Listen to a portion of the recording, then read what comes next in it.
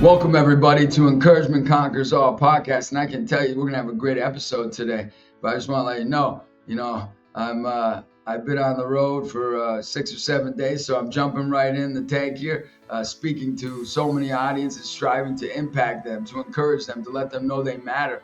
And we have to design our life. In the six areas we design our life is in our family life, is in our spiritual life, is in our social life, our giving back, is in our financial life, in our career, as well as our spiritual life and our physical life.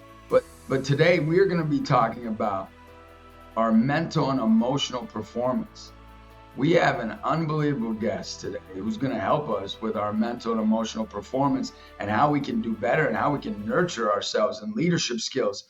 And this guy's been doing this for two decades. His name's James Heath, and James has left an indelible mark on teams and individuals across the United States, including notable organizations like the Chicago Bulls, the Dallas Cowboys, and the Green Bay Packers.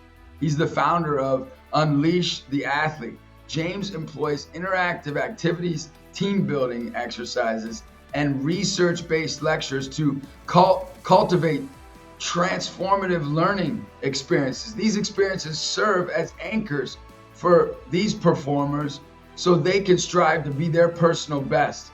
He fosters leadership, character, and mental fortitude. Join us as we explore with James his remarkable journey, his insights into leadership and mental resilience, and his profound impact on coaching, on athletes, and corporate and professionals alike. But guess what? James is a big encourager, and he's here to encourage us in our mental and emotional stability here. Let's get it going here, James. Come on. All right, James, we're ready here. How's it going, man? I'm so excited to have you on. Thank you. It's James Leath, not Heath. It's okay, James. Just Leath. Heads up. Yeah, no worries, man. It's good to meet you. I'm getting off the road. I'm getting wild here. I got to get right back in the tank here in the podcasting. So I appreciate you helping me. Leath with an L, right? We don't. Yes, sir. I had some L Riz just now. As my kids will tell me, they say, Dad, you had some L Riz there. All right. So I didn't have W Riz there. All right. So I'll get it going. But I'm excited to hear about your journey. Start with that. So how did you get into performance coaching? Well, I mean, it kind of happened on accident. I played a ton of sports when I was in high school, and I had a lot of great coaches. I had a few bad coaches, like everybody, and once I graduated college, I had a degree in communication. I didn't know what to do with life. And so I thought maybe I'll be a teacher, maybe I'll, be a personal trainer, which is what I did during college. But I saw an advertisement for the White Sox for sports psychology, and I had never seen those two words together. And all the sports that I had played, I didn't know that there was this entire body of work that had to do with getting your mind right to perform. I grew up in the 90s, so it's just like, just grit, hard work, push, go, effort, energy, encouragement, all these, and when I started diving into this body of work, sports psychology, serendipitously, I was at this conference where, do you remember The Biggest Loser, like Jillian Michaels and Bob and everything? So I was at this conference in Chicago, and I'm on stage and I'm talking about nutrition and stuff. And I get off stage and Jillian Michael is in the backstage, and she's going up next. So we start talking about like what we read and how we spend our time. And she kind of called me out. She was like, I know what you read. She's super abrasive, right? So I was like, what? And she goes, books on nutrition, sets and reps, and, like program management. I go, yeah, I read all that stuff. She's like, stop. You need to read books on like influence and psychology. And she goes, your clients are lying to you all the time. I was like, wow, I never really thought of it that way. Like, they totally are. They're like, I'm eating well. I'm like, no, you're not. I see the scale is not working, right? And so I started reading those books and quickly realized that the mental side was so important, helping somebody find their identity and change their habits. And like you said, design your life. And so I just dove in, went and got my master's in performance psychology. I started working at an academy out in Florida called IMG Academy. And just been doing it ever since. A couple books out, and just IMG speaking is all over the great. world.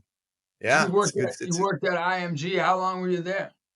I was there for a couple of years. I was the head of leadership development for the campus.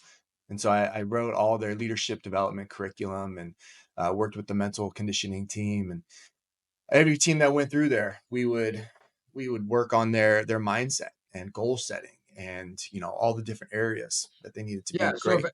for our listeners, anyone that doesn't know what IMG is high performance athletes in football and basketball and tennis, all different sports, right? And you were there It's kind to of like teach them. Hogwarts for athletes.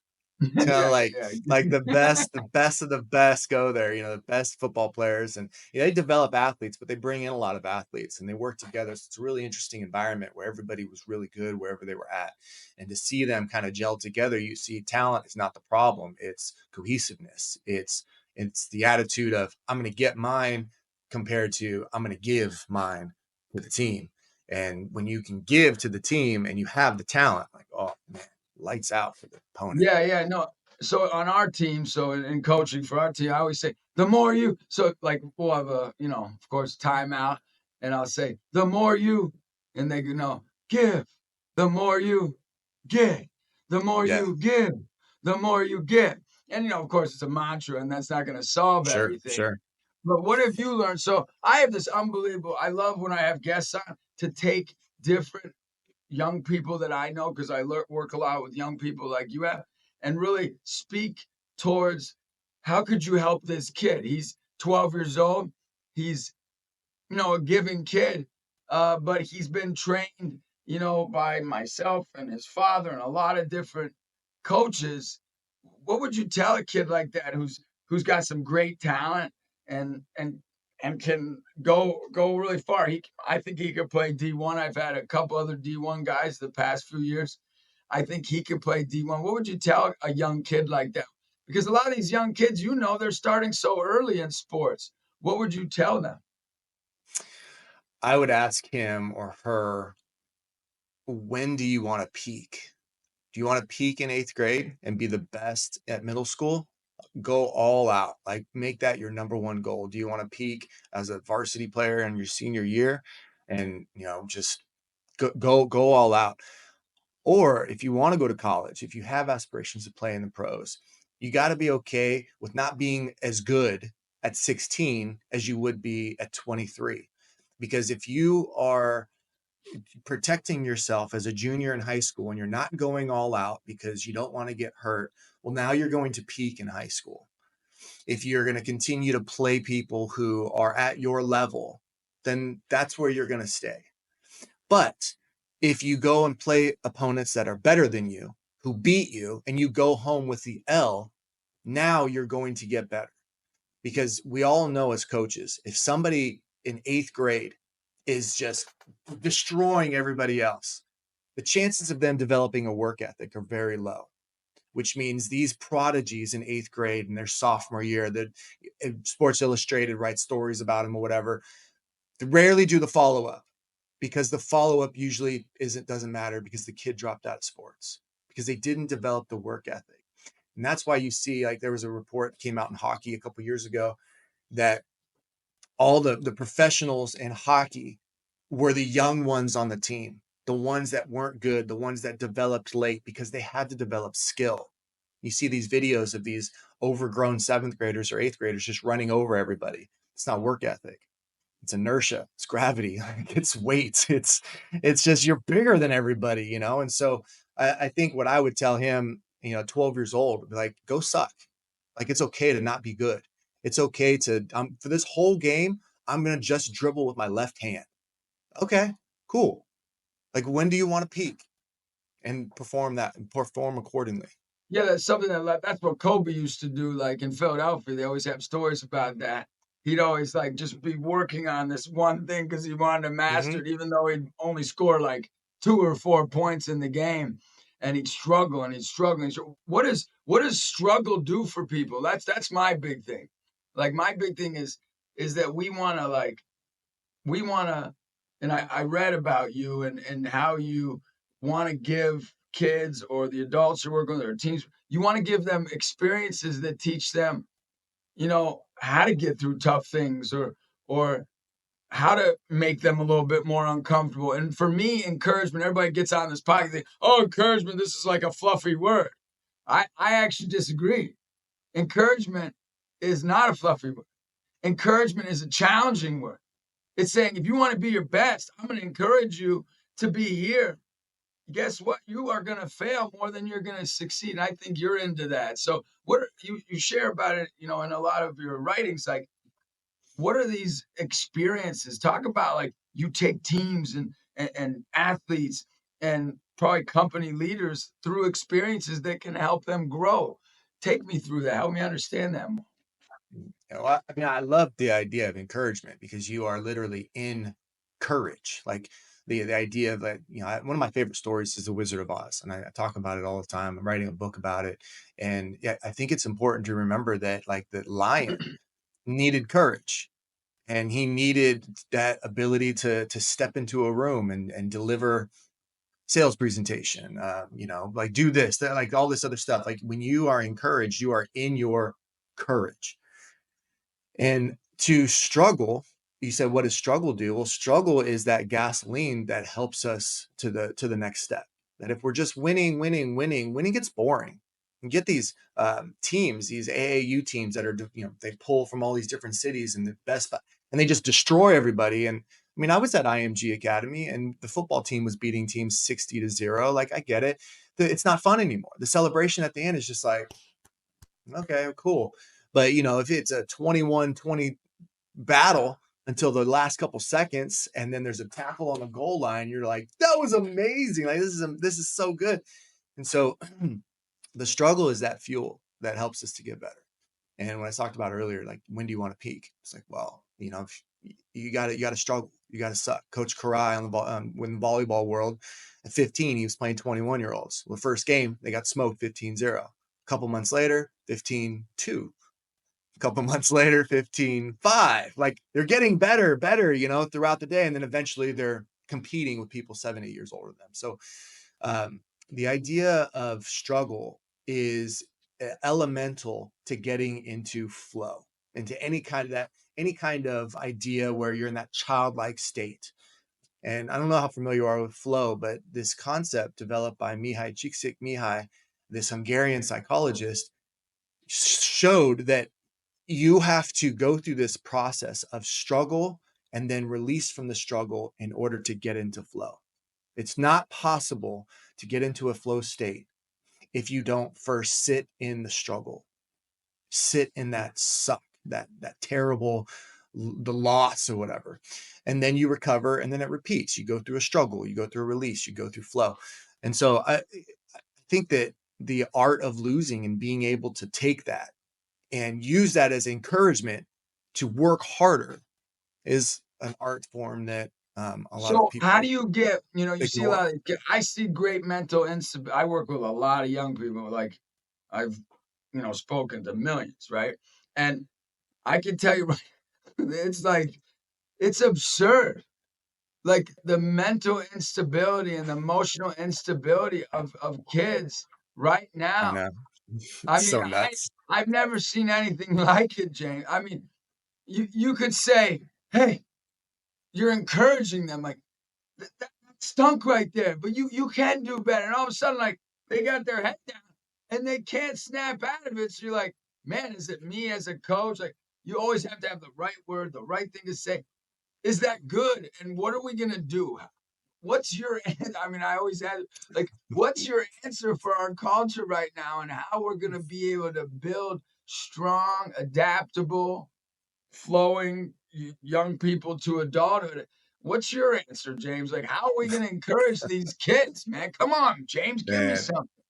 Dude, I'm keynoting at a conference in a couple months, and it's about bullying.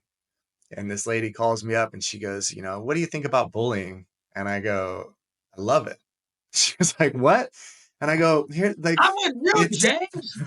Like, if we don't, like, now there's a limit, there's abuse, but bullying it's this gray area, because if you and I, we're cut from the same cloth. If we're in the locker room, I'm probably meaner and make fun of you more than anybody else because I like you. And so but we relate to that. Now, some people can't take that because they've never been in the situation where they had to be resilient. I got cut in 4th grade from the football team. I was crying on the way home. Like, I was How do you sad. get cut from the football team? I thought they take everybody, James. Don't they take They do now. everybody?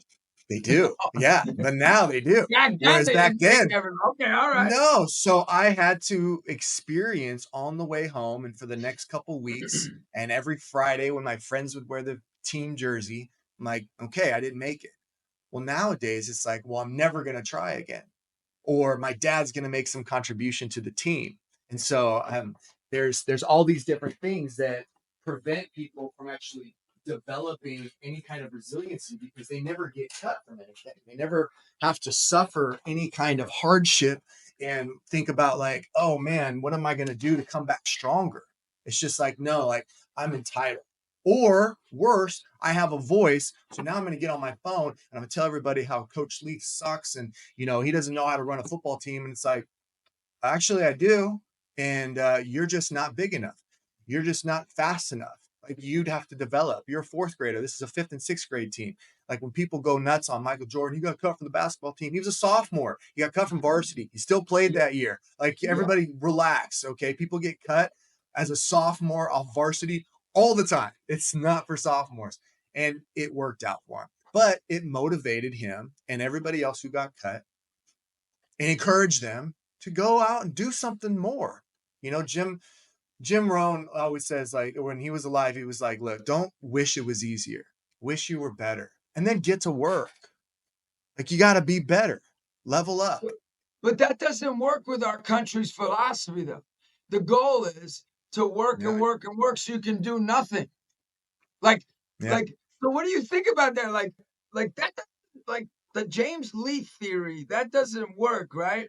Because what you're saying is you're working to something to get somewhere, right?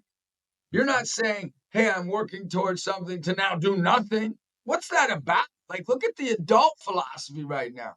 I was trained in that philosophy. You work hard for 30 years so you can do whatever you want. I mean, I don't know. That's just not my theory. I don't know if it's yours, but that's just not that's not life. I want the struggle to always be there, not unattainable. I want an attainable struggle, but so we've got these adult kind of things and youth kind of things. Just something on the last note about practice. So I practiced yesterday, and I'm like, can coach go to your school? And if you're getting picked on, can I say, hey, stop hurting, Miles, or stop? Can I do that? And all the kids are like, no. Okay. If your dad dies, one of my 16-year-old, his dad killed himself, I said. And I'm telling these like 11-year-olds this, right? I'm like, can I go to my player and say, I'm going to bring your dad back? And they're like, no. I go, so why am I going to make it easier for you? Like, is that my job? No, that's not my job. Get on the line and fail. All right. You know what I mean? And struggle. So, yeah, I do think that one of the jobs of an adult is to help kids see the emotional resiliency. So, like, when I coach, I'll yell at a kid. I mean, sometimes you have to get loud, and sometimes the kid needs your attention. But what coaches don't realize is that if you come down on a kid and then you're able to turn it off so it doesn't seem personal. For example, like some kid, I'm just like, hey, get over here. What are you doing? Why did you do that? And then they tell you and they're like, okay, good. Well, are you good? Like, did you learn the lesson?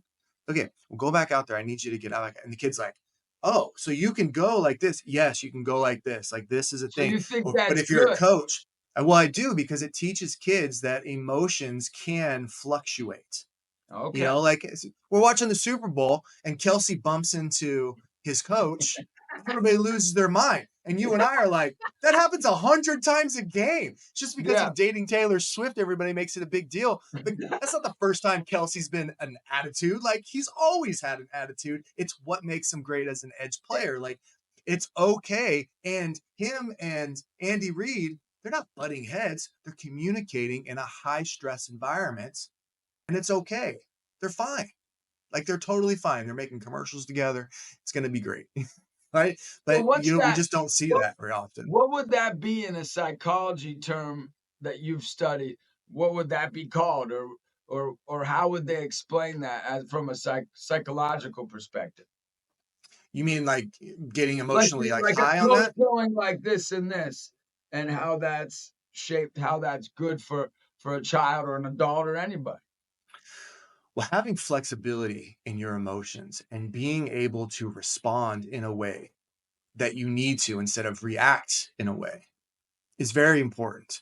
When there's a story that I share about this mom took her girl off of my team because I yelled too much. I was like, okay, like I love these kids. It's first of all, it's YMCA basketball. I'm volunteering. Like, take your kid. I don't like. I'm not gonna get fired. Like I love these kids. So like I'm fine. I can't coach that type of basketball.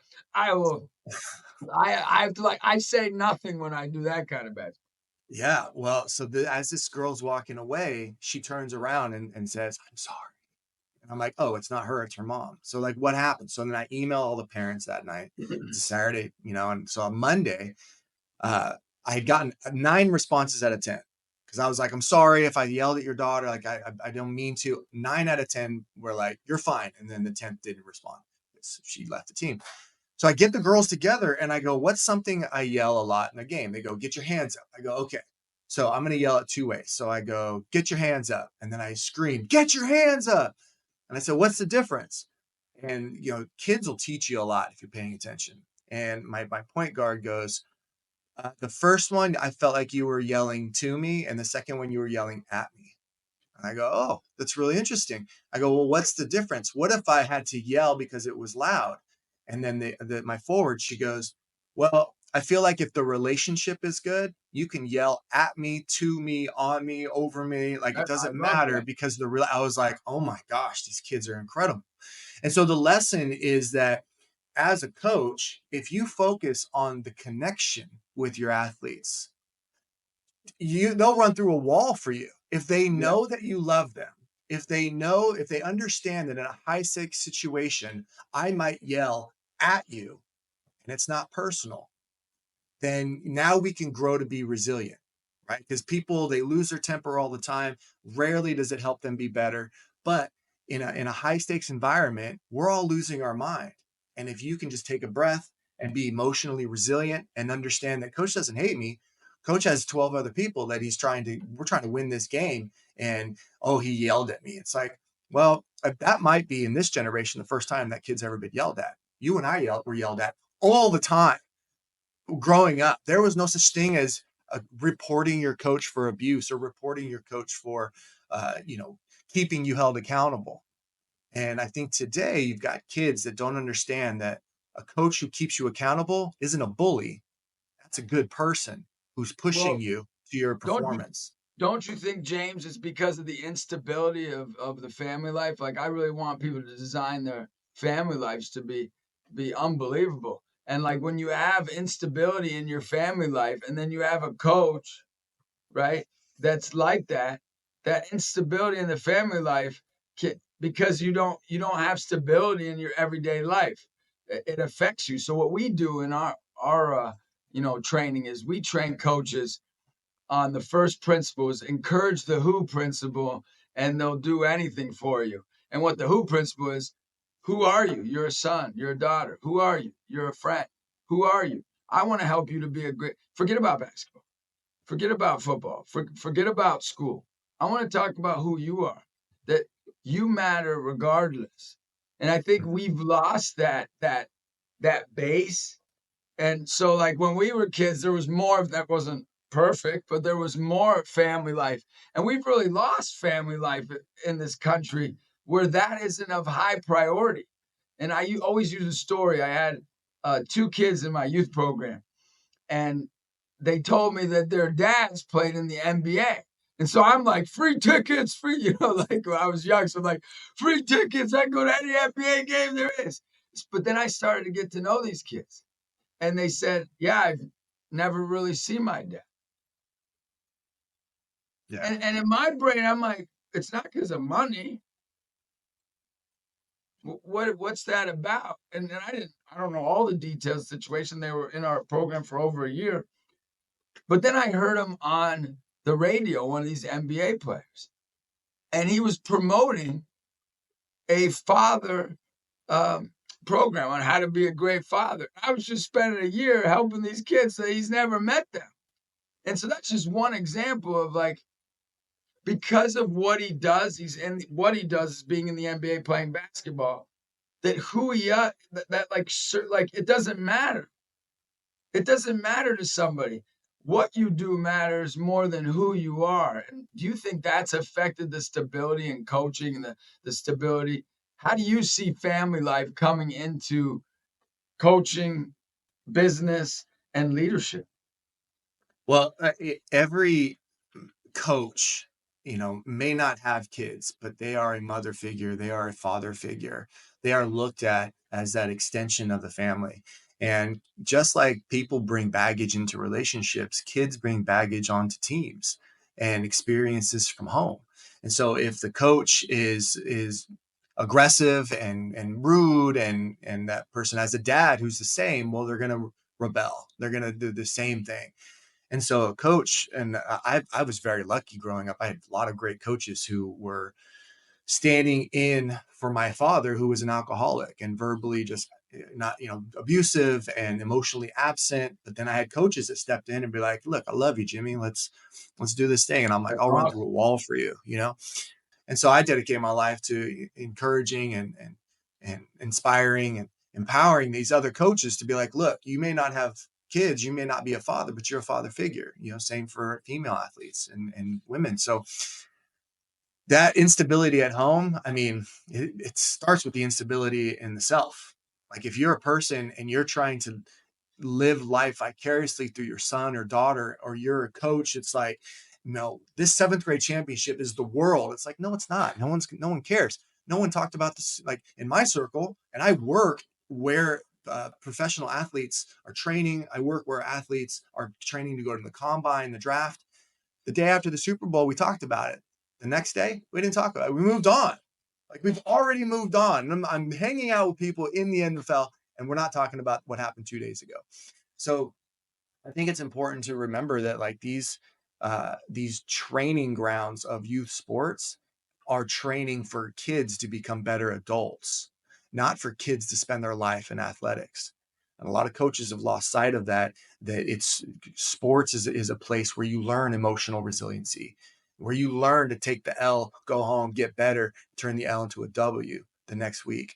And that mindset has kind of been lost in all the shuffle of like 7th grade Super Bowl rings. Like, what are you doing? Like World Series trophies for a 7-year-old Florida team that never left Sarasota. It's like, well, how is this a World Series? First of all, it's a stupid name for an American championship. We don't play other countries. Like America is undefeated in the World Series. Like it's so stupid that we call it that. But that's a whole nother discussion. So No, I think yeah. that we forgot, how important it is to model emotional resiliency. Yeah. The trophies you win over the years. Like what I do is now every time we win a trophy, I just give my trophy to the player. The player kid's like, Coach, Yeah. I why'd you have give 0 me? trophies.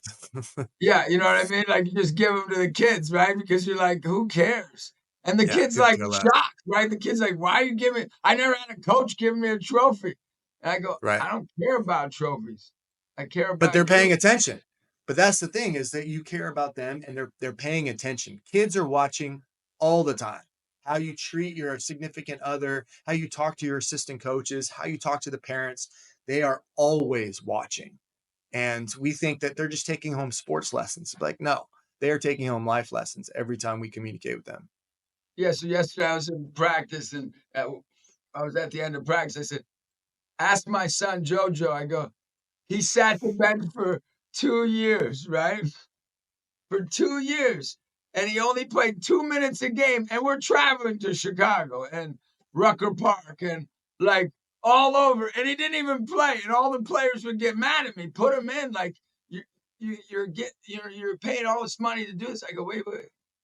He's not the best player. And he's not even, he's got to be way better. But guess what? A lot of those kids that played aren't playing college basketball, and my son will play college basketball. Mm-hmm. Yeah, they Because peaked. They peaked too soon.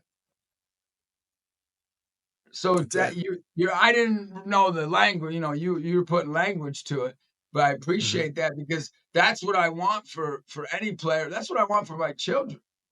Yeah. I don't want them just to be pure-hearted and, saving sex till marriage, you know what I mean? Like, till they're 17, you know what I mean?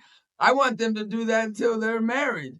So you have to, like, be able to talk to them through the struggle when they start struggling with it. You can't just run from it, and you have to be able to walk them through it, even if they fail or they're struggling through that.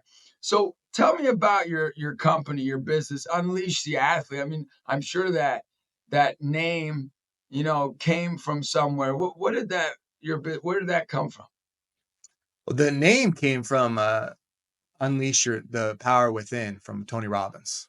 So Oh I went wow, to one okay. of his conferences a long time ago, and I was just like, man, he's like, there's a person inside you, and there's this like, incredible person. You got to let them out and all stuff. And I was like, there's an athlete inside everybody else.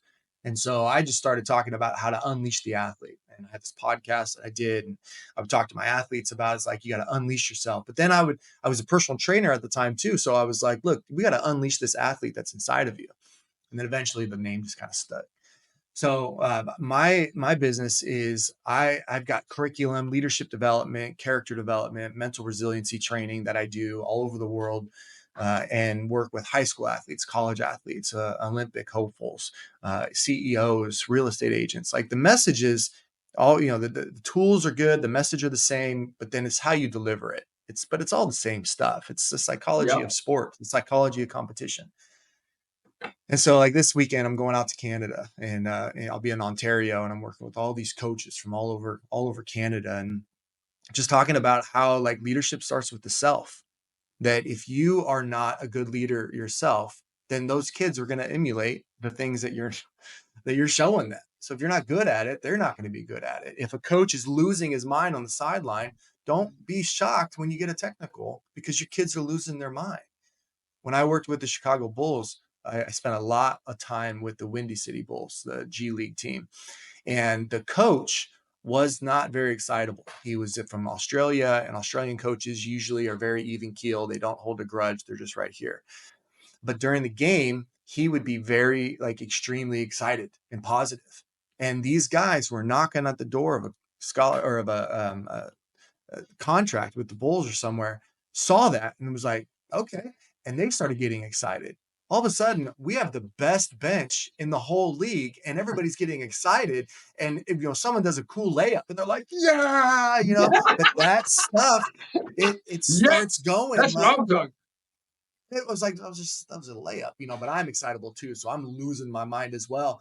But the game became more fun, which then the guys turned into more childlike, not childish, childlike, and we started performing better because we were having a Is good time.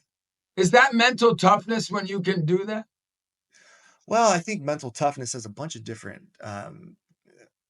ways to understand it. People see tough and you're like, okay, no smiling in photos. You're like, I'm tough. I'm like, man, I never took a photo in my life where I wasn't smiling. Like Yeah, every team photo I'm the only one on the team and I'm just grinning ear to ear. I'm just like, whether I was the worst kid on the team or the MVP, I'm like, I'm having fun here. So all my photos as a coach, I'm like, you guys can take the serious one. That can be silly. That's fine.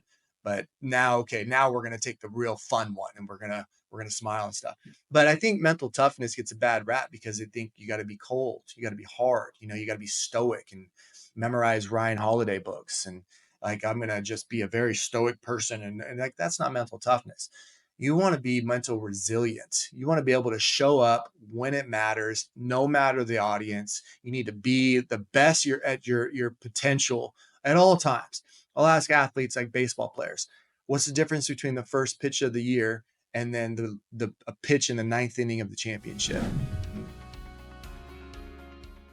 How's it going? It's Justin Fatica, and I can tell you I'm so thankful for your encouraging messages and engagement and joining us for our videos that we hope are bringing you encouragement when you need it most. Now, before you go, I want to tell you about some exciting news. Since I was 19 years old, it's my dream to build facilities for kids. Well, that dream is happening. It's a place where young people and their families can relax, socialize, work out, be encouraged, that they can make a difference in somebody's life every day or have their lives be impacted. That's where we need you. We need you to ask yourself if you'd like to help us to break ground. You can be a part of this mission within less than 1 year. But if we don't have help, we can't do this. Now, I know right now there are a lot of people struggling, but we're just looking for pocket change, a rainy day fund, or to connect us with partners who can help make this dream a reality. We want every single kid and every single family to know they're amazing. And it starts with you. Please like, share, and subscribe to our content so we can keep you updated, so you can keep us going. And together, remember, we are making a lasting impact. Thank you for your generosity. Thank you for your support, and stay encouraged. And never forget, you were made for an amazing day, and it starts with what lives within you. You're amazing. The size of the audience. That's it. That's the only thing that's different. The mechanics are the same. The strategies are the same. The communication between you and the catcher is the same. All is the same. Is you got to put this ball somewhere in the strike zone, and that person has to miss it. That's your goal as a pitcher. And so I think that being tough and being emotionally resilient, people confuse those things. It's like you got to be able to like fluctuate. It's okay to lose and be sad. It's okay to win and be happy, but you got to get back to it the next day. You know, and if you lose, there's going to be more motivation to get better than if you're winning all the time. So that's why I tell kids, play the sport for 2 reasons. Number 1, play with the goal that you're going to get better, and play with the goal that you'll be invited to play the next day. Like, play in a way where people want you to play. And it doesn't mean you have to win all the time. And so that's where parent education comes in. I wrote this book, Mental Training for Young Athletes, and it's a parent's guide. And it's just like, ask questions and then shut up. Like, coaches think that they have to fill the void with all this wisdom and knowledge. You don't. Let the kid experience it. You know, like, how did you perform instead of did you win? Did you have fun instead of like, you know, how many points did you score? These are questions where the kids can be insightful about how I feel about what's going on. I don't need to be lectured that I wasn't working hard on the sideline. I'm some 6th grade basketball player, Dad. Like, I'm more concerned with my Fortnite ranking than I am with this 7th grade team. Like, and that's okay. It's fine. So there's just a lot of things that. So mental resiliency is letting the truth inside you. What I'm hearing, the truth inside you, you know, dictate how you're dealing with the experiences around you, good or bad, that you can be able to, you know, push through that, you know, regardless. I think so. I think I would. So how do you explain mental resilience when you're talking with somebody?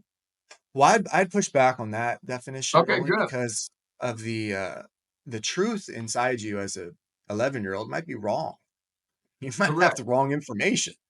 And so if everybody's like, just be your truth, I hate that. It's so stupid. Like, you might have the wrong information and think that it's true.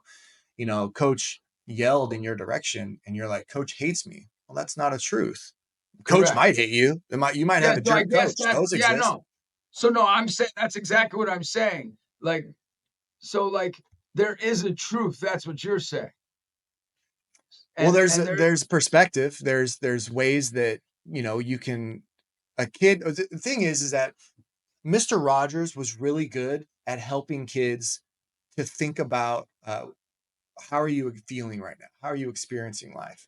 And then being able to push them in a direction where it's like, well, I'm the adult, so I do know that that's a little bit wrong. So let me steer you in this way without saying you're wrong. They're just saying, like, asking better questions. So if you ask better questions in life, you're going to get better answers. And one of the goals of a coach should be to get kids to be more curious about how they feel and why they feel that way. We leave that out as coaches. How do you feel? Oh, I feel this. Okay, cool. Keep going. Why do you feel that way? Do you have some information that's wrong? Are you saying things to yourself that are sabotaging yourself? If I'm shooting the basketball and I miss and I say, why do I suck?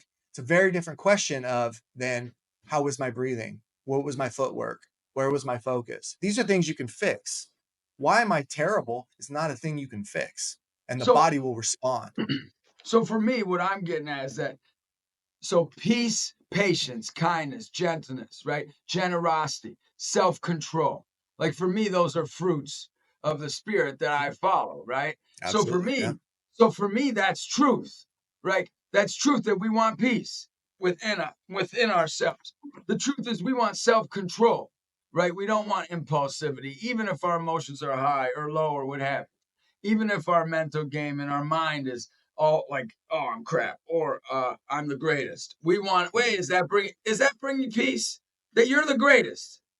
So that's the question. So I'm wondering, I like that you think you're the greatest. I appreciate that. But is that bringing peace for our team? And then they always go, nah, not really, coach. I go, oh, okay. So how can we bring peace to the team with you thinking you're great? Well, I think I need to think others are great. Yeah. Don't think you're garbage. You can still think you're great, but you got to think others are greater than you, provided you're being the greatest person you can become. And for me, that comes from the truth that I follow, right? Right. So a lot of the coaches I see, and this is my beef, right? I'll give you my beef, is that we're in this like obscure truth world. Like there is no truth anymore. Like everybody's truth is what everybody thinks is true, whatever it may be. So how do you train coach? Like what truth are you training coaches in? So for me, I can't run from the truth that I'm going to help people want to follow. Every kid knows, but I don't say Jesus once, right? But every kid on my team knows. Yep, he's talking about Jesus again without even saying faith or anything. Yeah. What are your thoughts on that? What are your thoughts on that? I mean, now, of course, Muslim kids on my team. I got kids that are, don't come from any faith background, but they're still okay that's coach's thing. And you know what? They know it helps. So what are your thoughts? Yeah. Man, you're opening up a can for me. All right, go for it. I like opening up can because I get answers. You got to remember, I have all half secular people, half faith people. And so I get James, I get so many different answers. And I believe in a planet fitness like style, right? This is no judgment zone, man. I'm just I just want to learn and grow. So I'm interested to hear your thoughts. Well, you might get the lunk alarm on this one. The That's lifting heavy. But I'm gonna love this still. As a society in American culture, we have forgotten that kids are not mini adults. They don't have the life experience to be able to make decisions that will affect them the rest of their life. And parents have gotten very scared to lay down the law. Here's the line. You can't do this. Set up boundaries. And so kids are coming up with their own truths. And it's ridiculous because it's the things that, kids are coming up with to be like, this is how I want to live the rest of my life. It's like, look, when I was 7, 8 years old, I wanted to be a Tyrannosaurus Rex. Like that's what I wanted to be when I grew up. My parents, I can't imagine to be like, okay, so you identify as a Tyrannosaurus Rex. I'm like, yeah, I'm going to eat people. I'm going to destroy cities. I'm going to fight Godzilla and protect the Japanese. Like, this is how I thought as a 7-year-old. I'm so glad that my dad wasn't like, okay, so then we need to start building the life around you as a Tyrannosaurus Rex. Because by the time I was 9, I didn't want to be a T-Rex anymore. I wanted to be a coach. And when I was 12, I wanted to be a stand-up comedian. Well, now these are things that I can actually do later in life.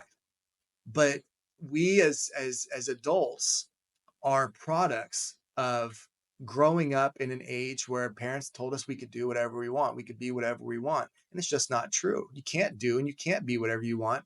And there are certain things that are true and there are certain things that are not. And we are very confused with our kids when we're like, look at the Christian world. Like, why are we doing Santa Claus? For what? So these kids believe in Santa Claus, and then they find out we've been lying to them their whole life. We don't think there's any repercussions from that. We don't think that we are creating 1984 Big Brother with this stupid elf on the shelf. You What know are where we doing? Santa Claus came from, right? Yeah, psilocybin, like mushrooms, and like, you know, this a No, whole idea well, no, it of came from. like, It started with Saint Nicholas because because on did not. December 6th. Okay, no, all right, okay, give me Well, where it. one of my favorite stories is about the mosquito mushroom. If you look Okay, at go any for it. if you look at any postcard of Christmas before 19, I think 11 or 12, you won't find one without elves and mushrooms.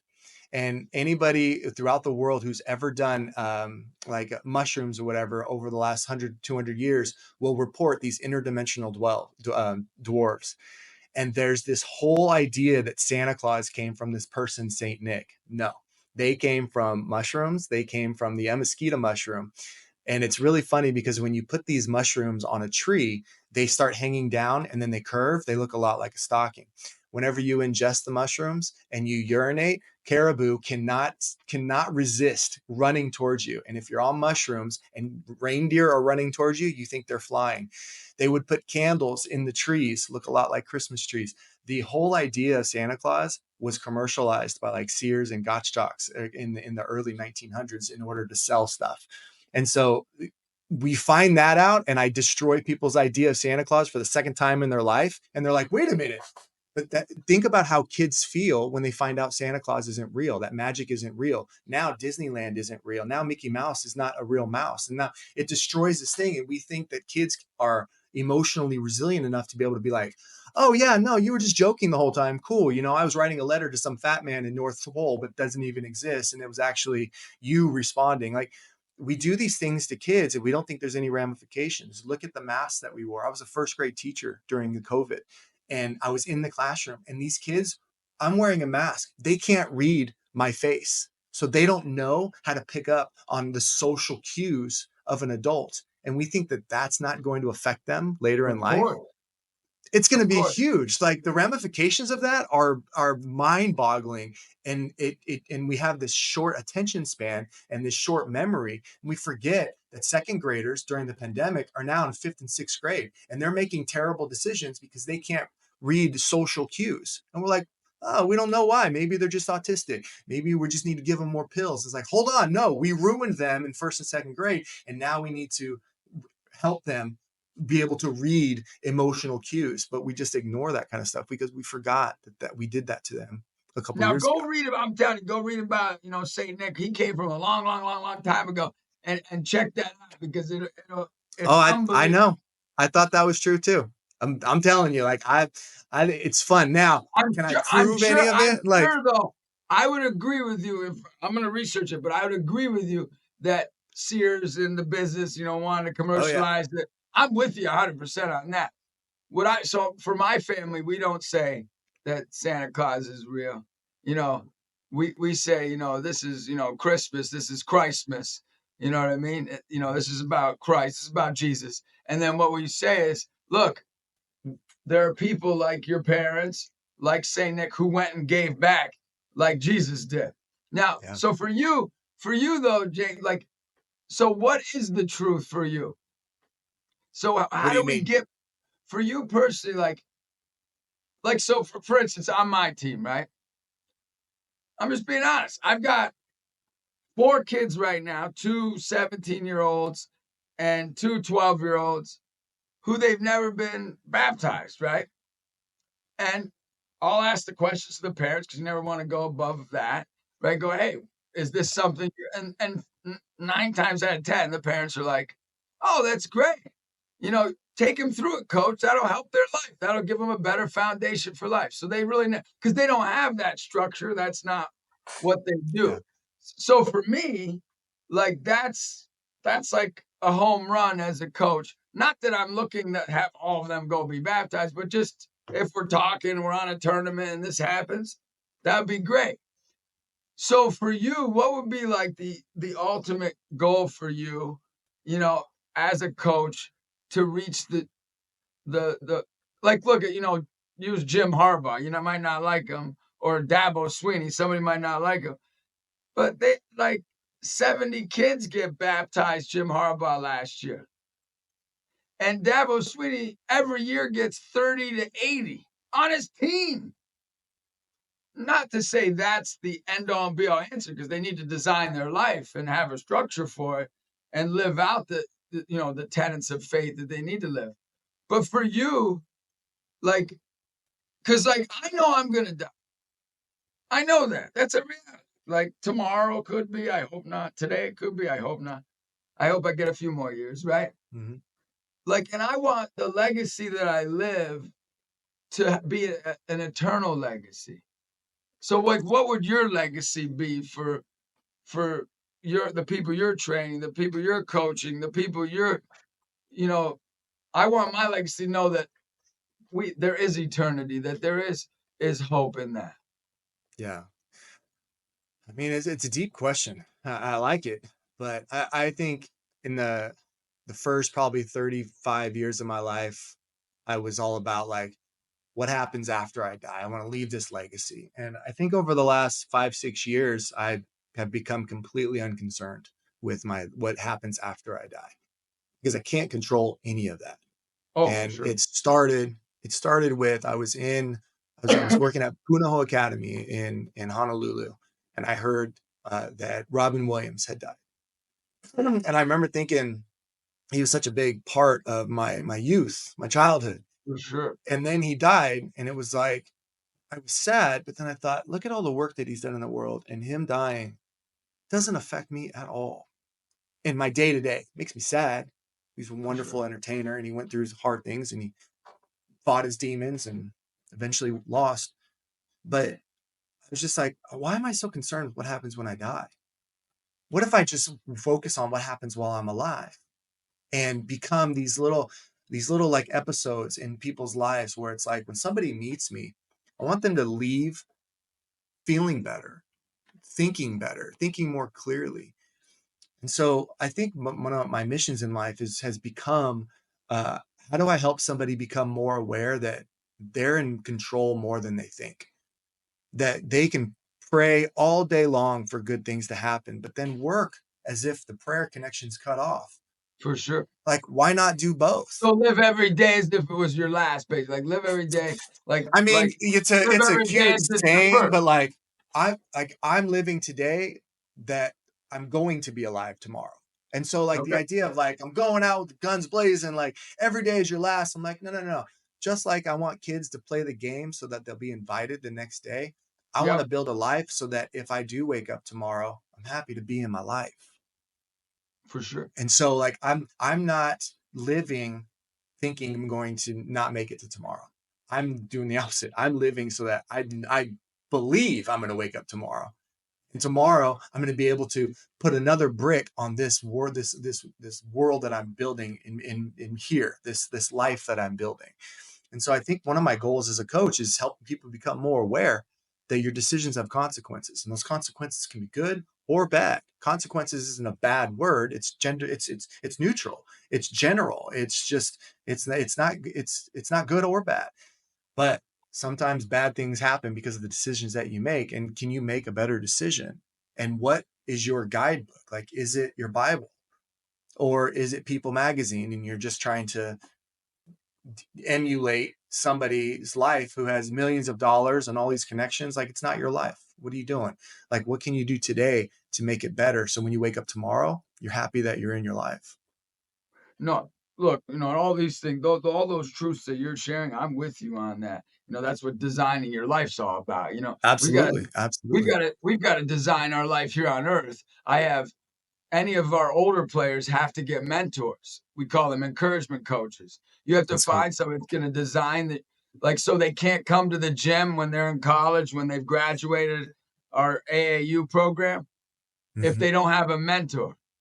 they get a card. And if they have to give me the number, who's mentoring you in these 6 areas of their life, you know, and I want to know that you're doing better so that they Yeah. know the brotherhood continues. So last night they're having open gym, they're in college, and all these 11-year-olds are seeing these old guys coming to play. And all the young guys like, what are they doing here? And then they're like talking after practice, speaking truth to these young guys. Go, like, don't take for granted the brotherhood. You know, these tournaments are so much fun because you get to hang out with each other. They're not talking about the motion offense. You know, they're not talking about the havoc press. You know, I'm talking about that, but they're talking about, hey, it's about each other. So I'm with you. Like, we have to live in that moment. But I do see it. This is my pet peeve, right?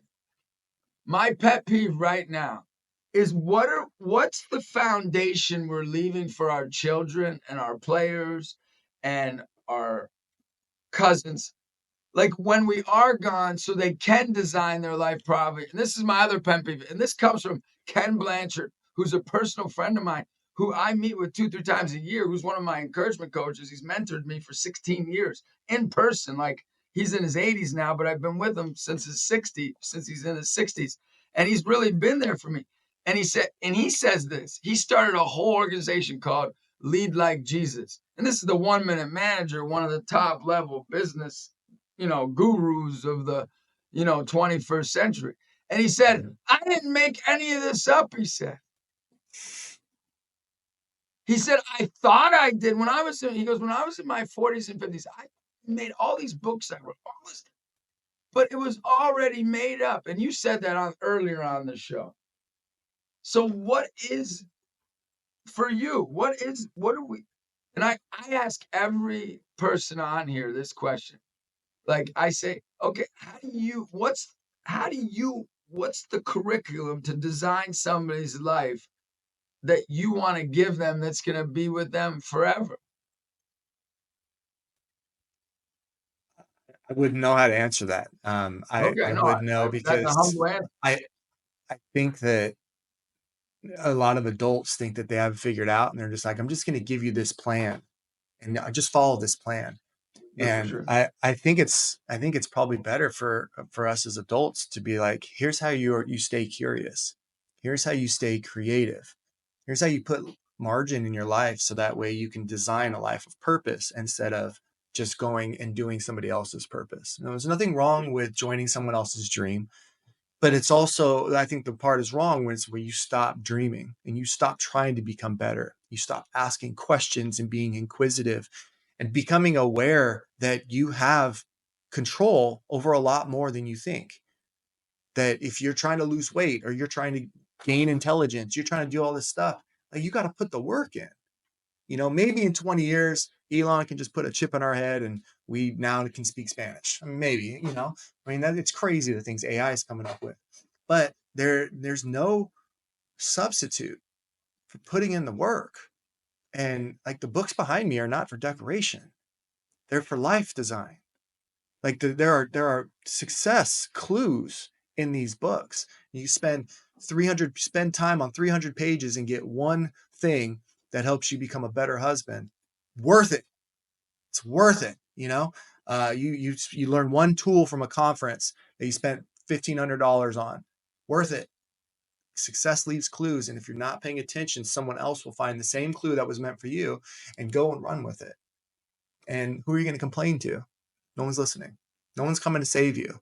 So be inquisitive. Be encouraged that the design that you're looking for is out there, but it might not just be the James Leath model, the Justin Fatica model. Like, I have 12, 15 people that I look and I'm like, I like that.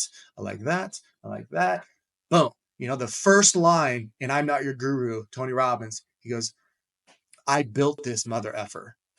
Like, he's like, I did this on purpose. I am who I am because I wanted to be, not because life just happened to me. I'm a human being. I'm being in this body, and I'm going to do the work in order for me to be who I want to be.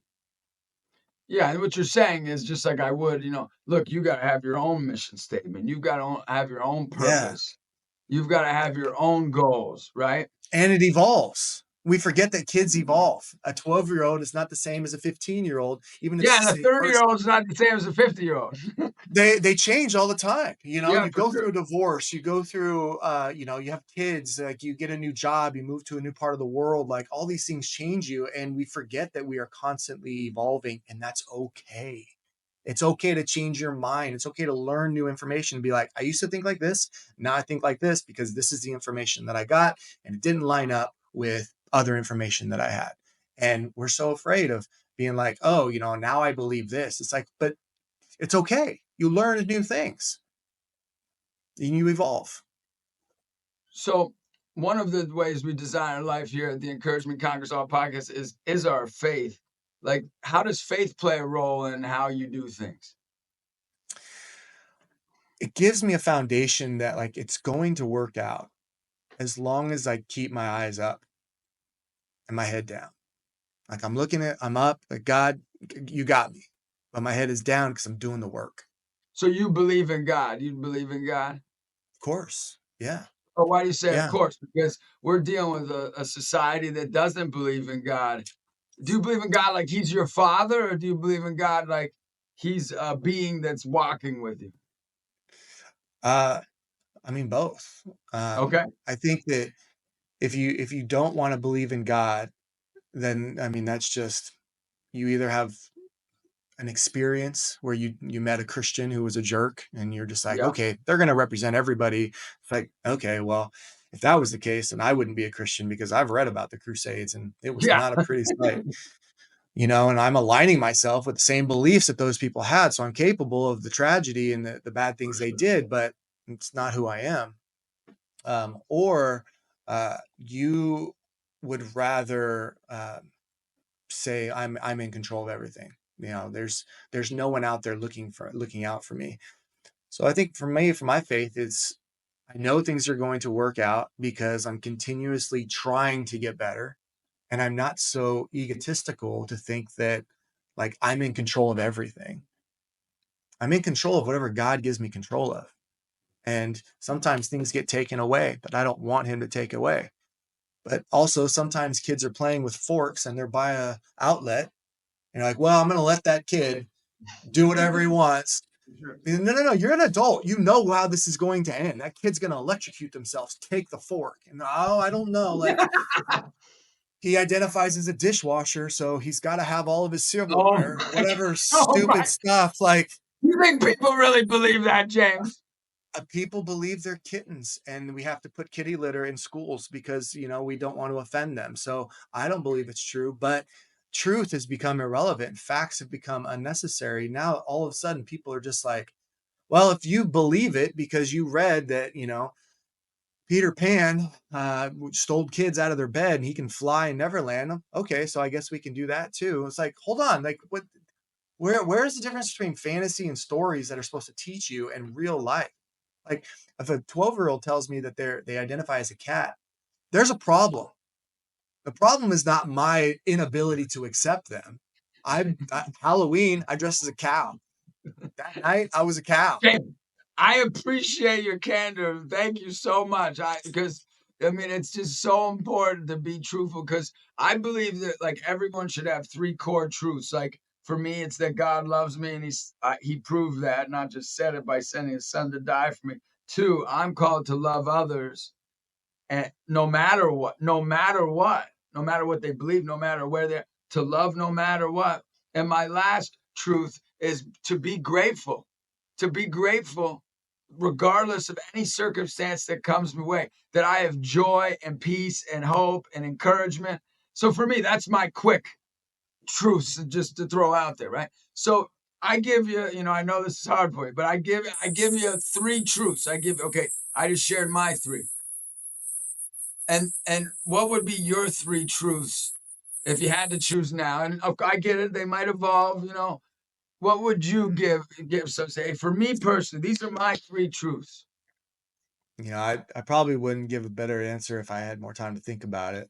Or I probably would give a better answer. I should have sent you the questions, but I'm not going to do it. No, that's okay. I mean, I think truth is my current truths is that, you know, we were created for a purpose, by somebody who truly wants us to be better. And I think, I don't know, I think it's important to know that not everybody wants your love.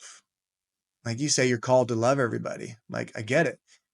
Just like you're not going to win every basketball game, you're not going to win everybody's heart. And it's not for you to judge Yeah, that could be if, love by not I loving it. mean, Like by love could walking be not away. spending time with them. Yeah, Yeah, you know, you keep forcing yourself on somebody. It's like they don't want your truth. They don't want your love. Like, move on. Like there's correct. 8 billion other people in the world who I've need some yeah, love. I've had to do that a lot, James. So that's a great truth. I like that Mhm. truth. Say that again. I really like that. Uh, I mean, I think I said Yeah, a you couple just said. things. It was, You just said. it was- No, you just but said like one. you're, you know, Not not everybody's everybody's going not to going to want accept your your love. love. Yeah. Yeah, And that's okay. Like, you know, and unfortunately the human condition, we always remember the bad thing that happened more than the good stuff that happened. We always remember the person that doesn't like us, and we forget about the 100 other people that would pay $1,000 to have coffee with us.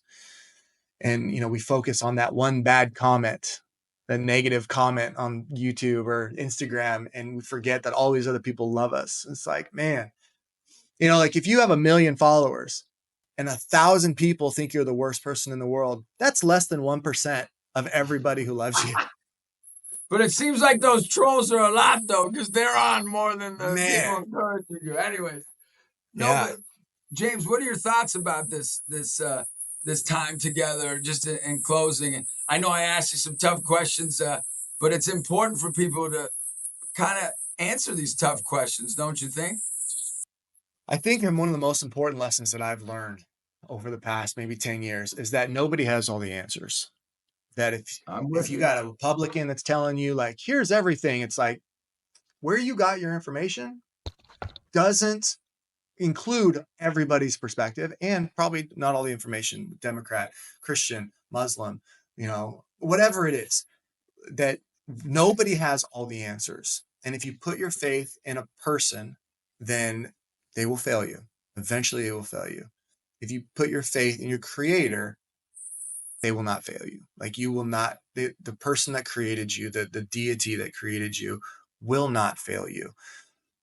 You will make bad decisions and you'll be like, oh God, why are you doing this to me? And God's like, that had nothing to do with me. Like you made that decision. That like, you know, you let Jezebel in the house. You did this, you did that. It's like that God, like I remember when I was in youth church and stuff, and I as a pastor, and a kid was like, you know, I don't know what happened. You know, me and my girlfriend, we went all the way last night. I'm like, oh man, you feel bad about it. And he's like, yeah, you know, like, but there we were in the back of my dad's truck. And I'm like, wait a minute, hold on.